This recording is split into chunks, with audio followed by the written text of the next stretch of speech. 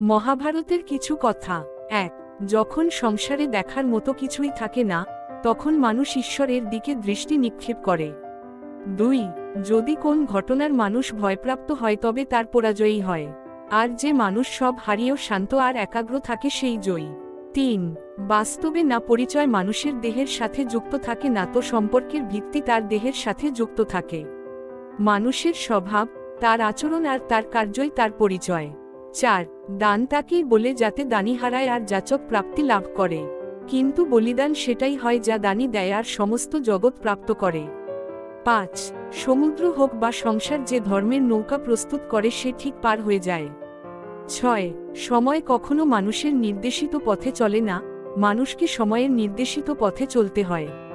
৭। প্রত্যেক স্ত্রী লোকমাতা দুর্গার আরেক রূপ হয়। যে স্ত্রী লোকের সম্মান করে না, তার সামর্থ্যই বৃথা। ৮। ধর্মের উপদেশ দেয়া যায়, আদেশ কিছুতেই দেয়া যায় না। সকলকে নিজের ধর্ম স্বয়ং নিশ্চিত করতে হয়। ৯। যে বস্তু সহজেই লাভ করা যায়, সে বস্তুর প্রতি মানুষের মূল্যবোধ থাকে না। ১০। চরিত্রের পরীক্ষা তখনই হয় যখন অপরিচিত কারো সংস্পর্শে আসা হয়। ১১। জয়ের জন্য বলের চেয়ে অধিক ছলের প্রয়োজন। ১২। সুগন্ধ, দুর্গন্ধ ও মানুষের স্বভাব কখনো গোপন থাকে না। ১৩। পরিস্থিতিকে যদি নিজের অনুকূলে না আনতে পার, তবে তাকে শত্রুর প্রতিকূল বানিয়ে ফেলো। ১৪। যারা শত্রুর শত্রু হয়, তাদের সাথে বন্ধুত্ব করতে হয়।